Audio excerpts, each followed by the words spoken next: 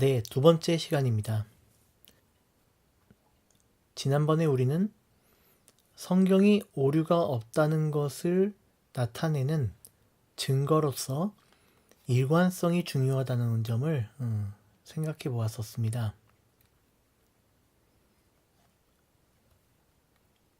성경의 완전함을 증거하고 싶은 사람들은 그래서 그 일관성을 보여주기 위하여서 매우 노력합니다.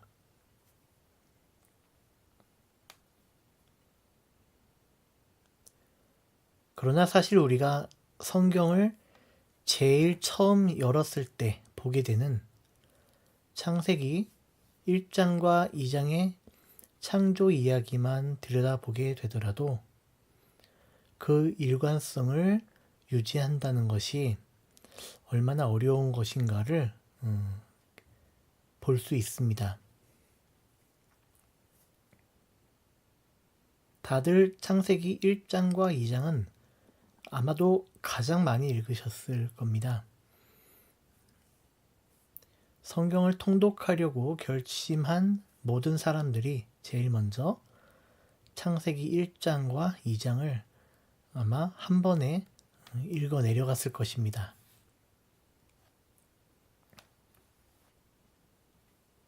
그러나 창세기 1장과 2장에 나타나고 있는 그 창조 이야기가 모종의 차이를 가지고 있다는 점은 대부분의 사람들이 간과하고 넘어가게 됩니다.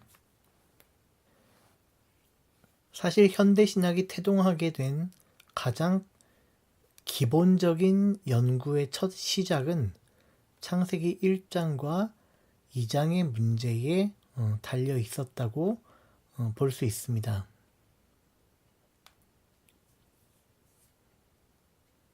현대 신학자들을 궁금하게 만들고 또 그래서 성경을 더욱더 열심히 탐구하게 된 배경이 된 것은 창세기 1장과 2장에 나오는 하나님의 이름의 차이였던 것이기 때문입니다.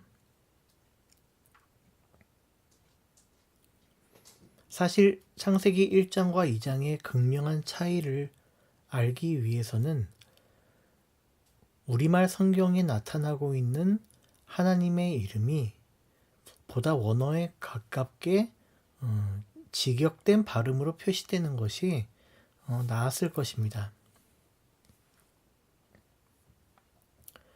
창세기 1장에서는 하나님의 이름이 엘로힘으로 나타납니다. 그러나 2장 4절 후반부부터 시작되는 창세기 2장의 창조 이야기에서는 하나님의 이름이 야훼 엘로힘으로 나타나게 됩니다. 그렇게 하나님의 이름이 엘로힘 그리고 야훼 그리고 창세기 1장과 2장을 벗어나게 되면은 그 명확한 차이가 더 극명하게 나타나는 이야기들이 계속 전개가 됩니다. 어떤 이야기에서는 하나님이 엘로힘으로만 혹은 어떤 이야기에서는 야훼로만 나타나기도 하고 또 한 스토리의 그 영역에서 어떤 때는 하나님의 이름이 야훼로 불리다가 또 다른 구절에서는 엘로힘으로 나타나기도 하는 혼란한 양상들이 계속 이어질 때에 이렇게 하나님의 이름의 차이에 궁금증을 가지고 접근했던 학자들은 각각의 하나님의 이름이 사용된 구절들을 따로 구별해서 그 내용을 검토하기 시작했습니다. 그러면서 성서에 대한 현대 신학이 태동했다고 볼 수 있는데 그와 같은 연구의 배경을 이루게 된 첫 이야기가 바로 창세기 1장과 2장의 이야기입니다. 일반적으로 창세기 1장과 2장의 이야기가 우리가 볼 때에 그렇게 큰 차이가 나지 않는 것으로 여겨지는 것은 사실상 상당히 놀라운 일입니다. 그 두 이야기는 명백한 스토리의 차이를 나타내고 있기 때문입니다.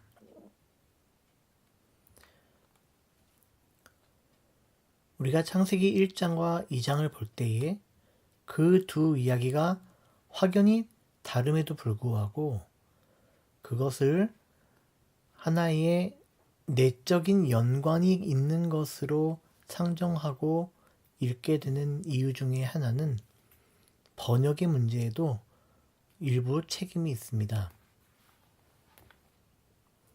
창세기 1장과 2장의 각각의 이야기를 연결하는 연결 부위는 2장 4절에서 만납니다. 2장 4절은 안타깝게도 그 두 이야기가 구별되는 지점임에도 불구하고 전통적인 절 구분 방식에 있어서 하나의 절로 만들어지게 됨으로써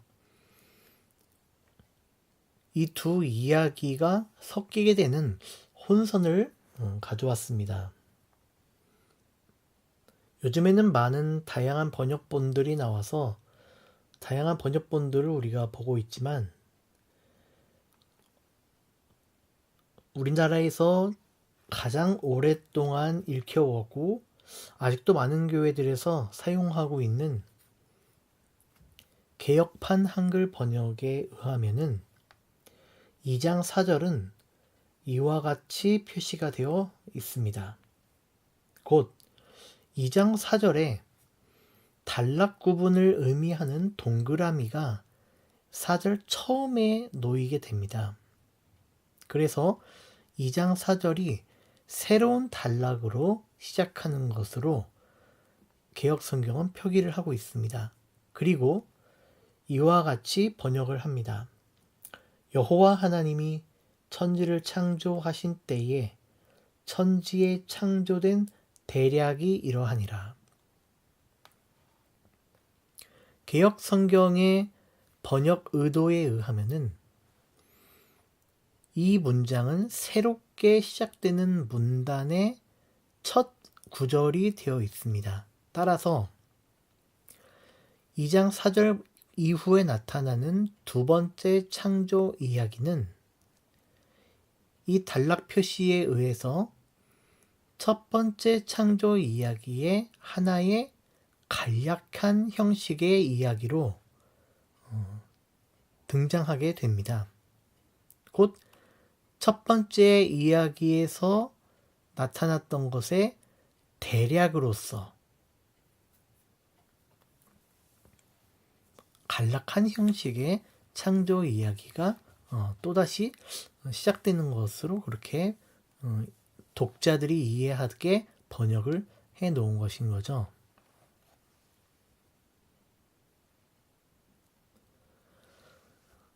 그러나 새로운 번역들은 이 단락 구분이 잘못됐다는 것을 명확히 알고 있습니다. 가장 최근에 번역된 새 번역 성경에 의하면은 창세기 2장 4절은 이와 같이 번역이 됩니다. 먼저 2장 4절의 전반부, 아직 문단이 갈라지기 전에 전반부의 마지막 구절로서 2장 4절이 이와 같이 나타납니다. 하늘과 땅을 창조하실 때의 일은 이러하였다. 그리고 동그라미 단락 구분이 새로 시작되면서 그 다음 구절을 다음 이야기를 준비하는 첫 구절로 나타납니다. 곧 주 하나님이 땅과 하늘을 만드실 때에. 공동 번역도 한번 보겠습니다. 천주교에서 사용하는 공동 번역 개역판에 의하면은 2장 4절은 이와 같이 나타납니다. 하늘과 땅을 지어내신 순서는 위와 같았다. 좀 더 명확하게 구분을 해주고 있죠. 그래서 위와 같았다라는 말을 번역해 줌으로써 이 2장 4절 전반부는 바로 위에 있던 이야기, 첫 번째 창조 이야기의 종결 구문인 것과 또 그 다음 동그라미를 넣어서 단락 구분을 한 다음에 그 다음 이야기의 시작 구문으로서의 2장 4절 후반부를 보여주고 있습니다. 야훼 하느님께서 땅과 하늘을 만드시던 때였다. 예, 야훼 하나님의 새로운 창조 이야기가 시작되는 거죠. 이처럼 새로 번역된 성경들은 개역판이 번역하고 있는 것의 오류 혹은 의도적 오류를 이제 정정하고자 합니다. 의도적 오류라고 하는 것은 개역 성경에 있어서는 2장 4절 전체가 두 번째 창조 이야기를 지시하는 것으로 만들면서도 첫 번째 창조 이야기의 간략한 형식이라는 것을 말해줌으로써 독자들에게 2장 4절의 이후에 나타나는 그 짧고 간략한 창조 이야기가 바로 하나의 첫 번째 창조 이야기의 보충물로서 생각되도록 미리 설정을 해놓고 있는 거죠. 그럼으로써 독자들은 개역 성경에 따라 성경을 읽을 때에 2장 4절 이후에 나타나는 두 번째 창조 이야기가 1장과 상충된다기보다는 어떤 하나의 간략한 형식의 창조 이야기, 좀 더 인간을 창조하는 이야기를 풍성하게 다루면서도 전반적인 다른 창조에 대한 이야기는 소홀하게 다루는 그런 종류의 이야기로 생각할 때에 그것이 상충되는 것이 아니라 하나의 보충이다 라는 생각을 가지게 만들므로써 1장과 2장의 창조 이야기의 그 차이를 건너버리게 만드는 효과가 있었다는 겁니다. 그러나 아무튼 새롭게 번역된 우리 성경들은 1장과 2장의 이야기의 단락 구분이 2장 4절에서 매우 중요하게 이루어지고 있다는 사실을 확실하게 알고서 그 문단 구분을 정확히 해주고 있지만 그 중요성에 대해서 사실상 설명을 해주고 있지는 않기 때문에 독자들은 예전과 같은 개역 성경적 생각을 가지고서 새 번역을 읽어 나갈 수밖에 없었던 것이겠죠. 아무튼 창세기 창조 이야기의 1장과 2장의 이야기는 확연한 차이가 있습니다.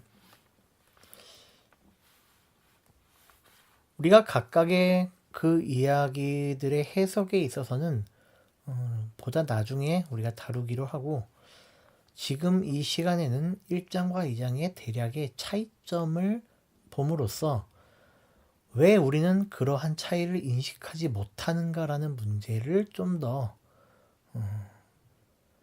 나눠보도록 하겠습니다. 다들 아시지만 창세기 1장의 창조 이야기에는 하나님, 곧 히브리 원어로 엘로힘으로 시작이 되고 있습니다. 그리고 2장 4절 후반부에 나타났던 것처럼 두 번째 창조 이야기의 하나님의 이름은 야훼가 들어있는 야훼 엘로힘입니다. 이 야훼 엘로힘이라는 그 이름은 뒤로 갈수록 이제 야훼만 남게 되는 그러한 형식을 또 저자가 보여주고 있습니다. 그래서 사실상 두 번째 창조 이야기의 하나님의 이름은 신학자들에게서는 야훼가 가장 중요하다고 볼 수 있습니다. 이렇게 1장에서는 엘로힘이 그리고 2장에서는 야훼라는 신명이 사용된다고 할 때에 우리는 하나님의 이름이 엘로힘도 있고 야훼도 있다는 사실에서 그 두 이름이 다 하나님의 이름이라는 문제에 대해서도 심각하게 고민을 해봐야 됩니다. 그리고 1장과 2장은 창조의 순서가 거의 정반대라고 할 만큼 다르게 나타납니다. 먼저 첫 번째 창조 이야기에서는 우선적으로 어둠과 땅과 물이 전제가 되어 있습니다. 그리고 나서 이제 빛이 하나님의 말씀에 의해 등장하죠. 그리고 뒤이은 창조 이야기는 인간과 생물들이 살아갈 터전으로서의 땅, 그리고 하늘, 그리고 식물들, 그리고 천체들이 만들어지고 또 동물이 만들어지고 가장 마지막에 클라이막스처럼 인간이 만들어지게 되는데 그때는 남자와 여자가 동시에 하나님의 명령에 의해 만들어지게 됩니다. 그런데 2장 4절에부터 시작되는 두 번째 이야기에서는 우선적으로는 1장과 동일하게 땅과 물이 전제가 되어 있습니다. 그런데 갑자기 남자가 만들어집니다. 그리고 그 남자를 위해 에덴 동산이 조성되는데 그때 식물들이 만들어집니다.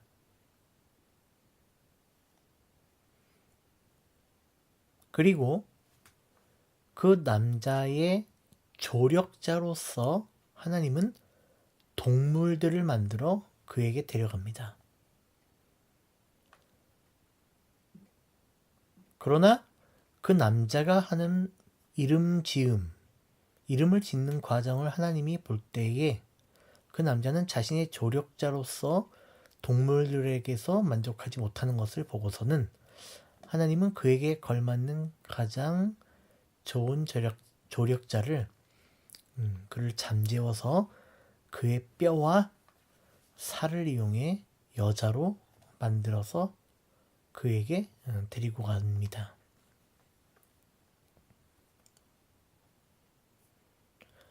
이렇게 해서 남자와 여자가 만들어지게 되는 과정은 그 중간에 다른 창조물들이 지어지는 일련의 과정이 사이에 놓여 있게 되죠. 이 창조의 순서와 창세기 1장에 나오는 창조의 순서를 혼합하게 되는 것은 사실상 불가능에 가깝습니다. 만약 1장과 2장의 창조 이야기를 조화시키기 위해서는 2장에 나타나는 에덴 동산의 창조가 인간이 남자와 여자가 창조된 그 6일째에 해당하는 특별한 이야기가 되어야 되는 거겠죠? 그래서 조화롭게 읽고 나가기 위해서는 2장에 나오는 창조 이야기는 제6일의 창조 이야기의 하나의 특별한 창조로 나타나야 할 것입니다.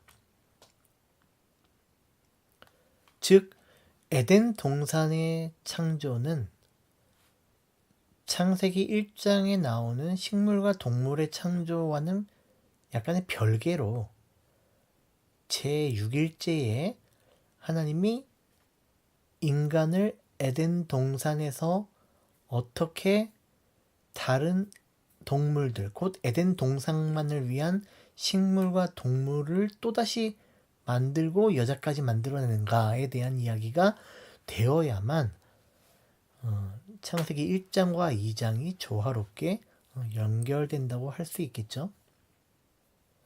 그러나 창세기 1장에 나타나는 식물과 동물의 창조, 그리고 2장에 나타나는 에덴 동산에서만의 식물과 동물의 창조가 별개인 것으로 여겨져야 하는가.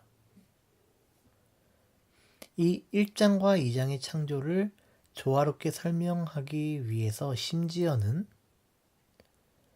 창세기 1장의 인간과 창세기 2장의 인간이 다르다는 학설까지도 나온 바가 있었습니다. 저는 이 문제를 억지로 조화시키는 것이 불가능하다고 생각하지는 않습니다. 그러나 현대 신학자들의 입장은 이 1장과 2장의 창조 이야기를 억지스럽게 조화시키기보다는 이 두 이야기가 각각의 이야기였다는 것을 받아들이는 쪽으로 흘러나가게 됩니다. 곧 창세기 1장의 창조 이야기가 있고, 그리고 창세기 2장에 나타나는 창조 이야기가 따로 있었던 거죠. 그리고 이 두 이야기는 창세기를 기록하고 창세기를 저술한, 그리고 창세기를 보존하고 편집한 그 모든 사람들의 손길에 의해서 두 이야기가 지금과 같은 형태로 만나서 기록되게 되었다는 겁니다. 이렇게 생각할 때에 성서가 오류가 없다고 생각하시는 분들은 이 창조 이야기들을 진정한 역사적 사실로서 사실 받아들이고 계셨을 텐데, 만약 이 두 창조 이야기가 별개의 창조 이야기이고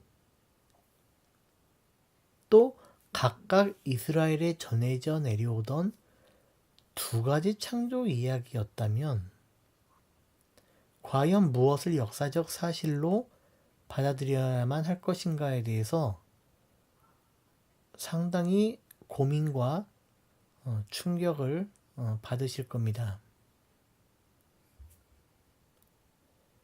아무튼 이 두 이야기를 성경의 가장 앞머리에 편집한 사람들은 독자들이 가지게 될 혼란에 대해서 어느 정도 알고 있음에도 불구하고 이 두 이야기를 둘 다 우리에게 전해주고자 하는 것 같습니다. 사실 이 두 이야기는 이스라엘에서 너무나 소중한 이야기입니다. 아담과 하와의 이야기는 그 이후로 노아의 방주의 이야기까지 계속적으로 이어지면서 인간의 죄와 타락의 문제에 대하여 우리에게 메시지를 주고 있습니다. 사실상 짧은 창조 이야기지만 이 이야기는 그 후에 나타나는 모든 이야기들의 가장 중심이 되는 이야기이기 때문에 첫 번째 창조 이야기를 주장하려고 하는 어떤 저자들의 의도가 있을지라도 결코 아담과 하와의 에덴 동산 창조 이야기를 제거하게는 만들지 못했을 것입니다. 또한 첫 번째 창조 이야기도 이스라엘에 있어서는 매우 중요한 이야기입니다. 즉 이스라엘은 안식일을 이 첫 번째 창조에 근거하여서 지키려고 했던 것입니다. 이스라엘에게 있어서 안식일을 지킨다는 것의 중요성은 굉장한 것이니만큼 안식일의 기원으로서의 이 첫 번째 창조 이야기의 제7일, 그것은 이스라엘에게 있어 자신들의 정체성과도 같은 안식일과 관련된 이야기이기 때문에 이 첫 번째 이야기는 사실 굉장히 중요한 겁니다. 그럼 이 첫 번째 이야기와 두 번째 이야기가 각각의 이야기가 기록되게 된 그 시대는 언제쯤인가? 라는 문제는 우리가 차차 또 다루게 될 것입니다. 왜 많은 사람들이 창세기 1장과 2장의 이야기를 굉장히 많이 읽고서도 그 두 이야기의 차이점에는 관심을 두지 못했을까를 생각할 때에 성경을 보고 성경을 이해하고 또 성경을 해석한다는 것이 얼마나 우리의 선입견에 붙잡혀 있는가를 고민해 보지 않을 수가 없습니다. 우리가 마음을 깨끗이 하고 그 어떤 선입견도 가지지 않은 채로 창세기 1장의 이야기와 2장의 이야기를 읽게 된다면은 그 명확한 차이가 분명히 느껴지지 않을 수 없었을 겁니다. 그러나 우리가 그 이야기의 차이점을 발견하지 못했던 것은 우리의 마음속에 성경이 가지고 있는 이 비일관성, 상이성, 다양성, 그것에 대한 마음이 없기 때문입니다. 이 두 창조 이야기는 분명 우리에게 성경의 상이성과 다양성을 보여주고 있습니다. 그러면서도 하나의 일관성을 보여주고 있다는 것은 바로 이 세계를 하나님이 창조하셨다는 사실인 거죠. 그러나 우리가 성경이 일관성만을 가지고 있다는 의식하에 성경을 보게 되면 이 창세기 1장과 2장의 상이성과 다양성을 절대로 눈치채지 못하게 되는 결과를 가져오게 됩니다. 이것은 참으로 무서운 일 같습니다. 우리의 마음이 어느 곳을 향하고 있냐에 따라서 우리 독자의 해석이 성경 자체가 말하고자 하는 바를 간과하고 뛰어넘는 것을 성경을 가장 먼저 펼쳐서 읽게 되는 이 창세기의 첫머리에서부터 발견하게 되기 때문입니다. 성서는 분명 자신의 이야기를 정직하게 드러내고 있습니다. 그런데 우리는 우리의 선입견 때문에 성서가 정직하게 밝혀내고 있는 이 사실에 대하여서 전혀 깨닫지 못하고 오로지 우리가 원하는 바를 얻기 위해 우리가 신앙하는 바를 확인하기 위해 내가 믿는 바를 더 강화시키기 위해 성경을 보기 때문에 정직한 성경의 메시지를 우리의 것으로 덧칠해서 보게 됩니다. 현대신학의 비판력은 우리의 이러한 안일한 자세를 고치도록 만들어줍니다. 현대신학은 성경이 그 자신의 목소리를 드러내도록 우리가 가지고 있는 모든 선입견을 제거하도록 도와줍니다. 사실상 창세기 1장과 2장의 차이를 극명하게 드러내고 각각의 메시지를 전해주려고 노력하는 것은 현대 신학밖에 없습니다. 이번 두 번째 강의에서는 창세기의 두 이야기의 차이를 간단히 살펴보고 그 두 차이를 인식하지 못했던 우리의 선입견에 대해서 생각해 보는 것으로 일단 마무리를 하도록 하겠습니다.